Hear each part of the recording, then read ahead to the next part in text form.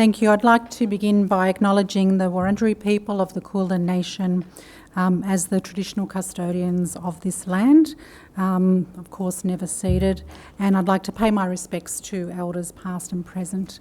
Thank you, Auntie Julia, for that wonderful welcome, and thank you so much to Carla and Lydia for your powerful and just very thought-provoking presentations. I think it'll give us all so much to talk about. So where am I? Yay. As Claire said, I'm from the Multicultural Centre for Women's Health. We're a national women's health organisation based here in Victoria, and we're committed to improving the health and wellbeing of migrant and refugee women around Australia. And a lot of MCW staff are here today, and I'd just really love it if you could stand up just very quickly so everyone could see you. These are the amazing women from MCWH, many of them who work in the prevention of violence against women space. I'm sure many of you already know them, but I just really like to acknowledge their amazing work because, I can stand here and talk about so many things, but none of that can happen without these the amazing work that they all do. So really appreciate you all. What do we mean when we talk about migrant and refugee women? I just want to have a look a little bit at the statistics. Out of the 12.1 million women in Australia, am I on the right slide? Yeah. There are 3.9 million women who are either born overseas in a non-English speaking country or have one or both parents born overseas. So they're the women that we work with, and when I talk about issues for migrant refugee women, that's the group that I'm referring to. So 3.9 million women, what are their lives like? We can only really, I don't have a lot of time, but just to look really at some just very superficial statistics. What we do know is that about a quarter of the women who are born overseas in a non-English speaking country are newly arrived. So that's within the last 10 years. And of those women who are newly arrived, there are about 1 million. About half of them are on temporary visas. So this is a really important distinction between women who are on permanent visas and those who are on temporary visas. Peter Mars, who's a journalist, has done quite a bit of work in this area, and he talks about this group as being not quite Australian. So there's a precarity to their status here in Australia. They don't have political representation, they have limited rights, they can't vote, not entitled to health care. They have a precarious type of belonging in Australia. The other thing is that they have quite a high unemployment rate compared with the rest of the population. So at the moment, we have around a 5% unemployment rate, but amongst newly arrival women, and my eyesight's not going to help me out here, but 10.3, thank you. You can see that, 10.3 unemployment rate. So that's quite high compared with the rest of the population. So we have quite a group of women who are disadvantaged vis-a-vis the rest of the population. But we're here to talk about systems, and so my contribution today is to talk about how immigration, the system of immigration that we have in Australia, impacts on women.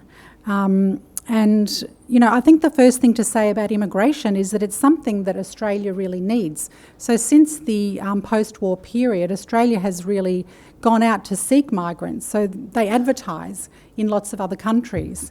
When my parents first came here, it's something that people from all over the world seek to migrate. So they're always looking for somewhere where they can live safely and with economic security.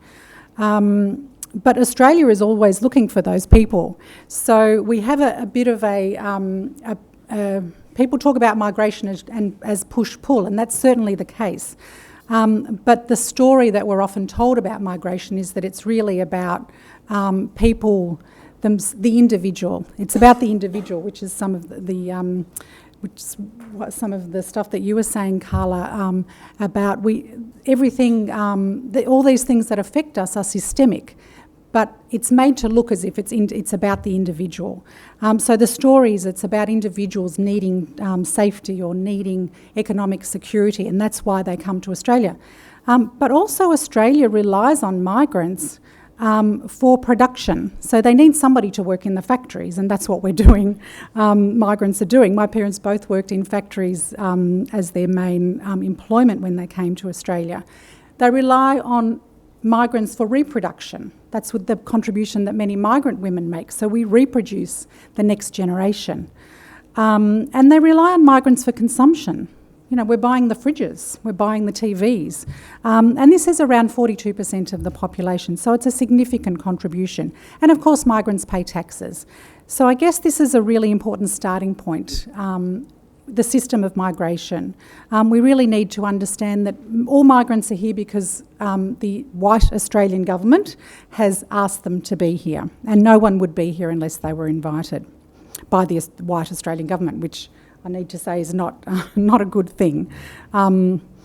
So one of the other things that the immigration system does is that it categorises that belonging. It categorises entitlement and it categorises worth.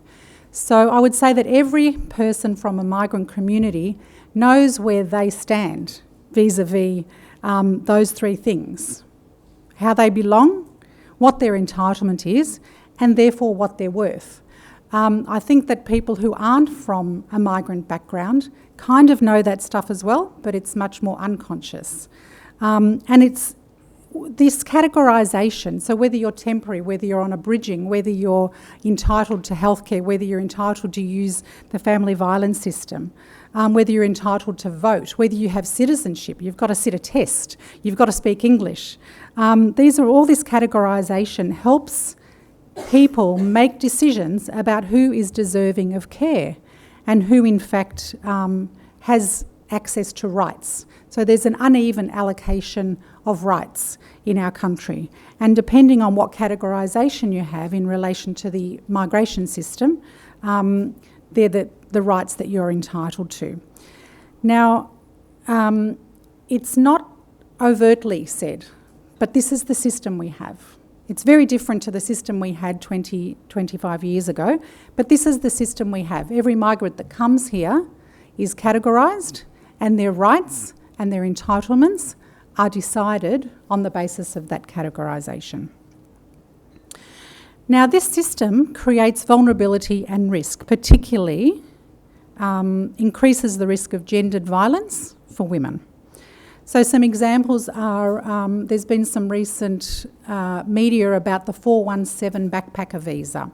And so this is the way that visa is advertised. If you can see, I've cut off some of the text there, but the benefits of a working holiday visa, you get to stand in the sun and have a photo and pick some grapes. Unfortunately, the reality is quite different. So this is a visa where you're entitled to work in Australia, provided you will go to a remote or rural area and do things like pick grapes or work on a farm. And it actually creates quite a lot of vulnerability, particularly for women who are backpacking.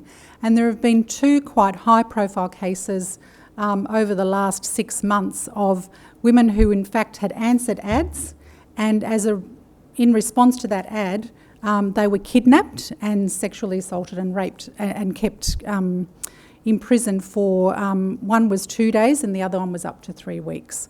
So very disturbing, extreme examples, but really clearly demonstrating the vulnerability that women who come here and are isolated as a result of their, just being here on their own without their families, and the situation that the visa puts them in that makes them really quite vulnerable. Another group is a spousal visa, or there's also a prospective marriage visa where women will come with the intention of being married, but oftentimes the actual marriage doesn't take place and the woman's left without any kind of security and ends up being deported or in immigration detention.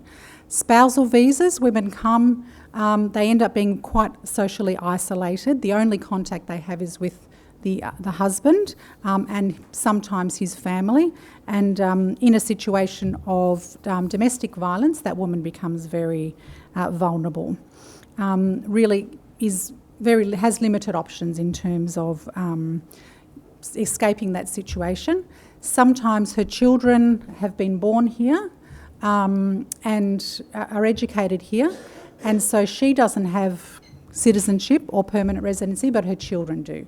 So escaping that situation of violence can often mean losing her children. So there's a whole lot of, these are just some examples, there are many, many more of the vulnerability that temporary visas and the conditions that are placed on women increases their risk of gendered violence. And this is the state creating this. It's an example of the way that the state creates a situation for women that increases their vulnerability. So obviously it's men doing the violence. We don't want to lose sight of the perpetrator, but the state's enabling it. The state's creating the conditions that makes it easier for that man to perpetrate that violence. The other thing that's systemic is that the immigration system locks in with the interests of capital and the neoliberal state. So the neoliberal state is an ideology, I guess, where we leave things to the free market. So the idea is that we would, leave all the systems that are usually our support systems to the free market. So healthcare becomes privatised, even the prison system becomes privatised, childcare becomes privatised. But it's leaving all that to the market. The idea is that the market will create a situation of fairness and justice, and it'll all work itself out. We know that that's obviously doesn't happen. But these are the changes that have happened to immigration fit really well with that ideology. So we really need to understand how that links in with capital and that ideology of the neoliberal state to understand how immigration shifts the cost, both money-wise and the responsibility to individual women. And of course it's gendered. It's a very gendered system. So we can't really talk about the system without thinking about the ways that is gendered and very different for women than it is for men. So what would a feminist do? This is a question that was posed by The Guardian recently, and they've tackled a number of different issues from that perspective. What would a feminist do? And I suppose when I'm talking about a feminist, I'm not talking about a white feminist. I'm talking about some of our amazing women of colour, feminists of colour. So what would Angela Davis do? What would Kimberly Crenshaw do? What would Eileen Morton Robinson do? So obviously a feminist who takes an intersectional approach.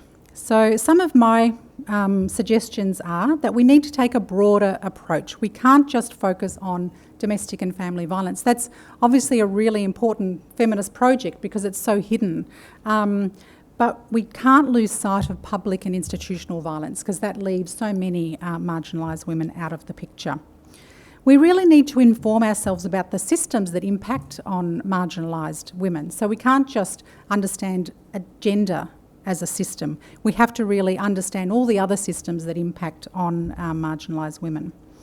Follow the money. When there's an injustice, there will always be money made out of it. So we really need to understand gendered capitalism and the ways that actually links in with women's oppression. So oftentimes if you can follow the money, you can see where the injustice is happening and therefore what you can do about it, how you can help. We really need to centre marginalised women and amplify their voices. There's really no need for anyone to speak on anyone's behalf anymore. The women are there. And we really shouldn't compete with marginalised women for funds or advocacy programs. So that it fits really well with what Lydia has said.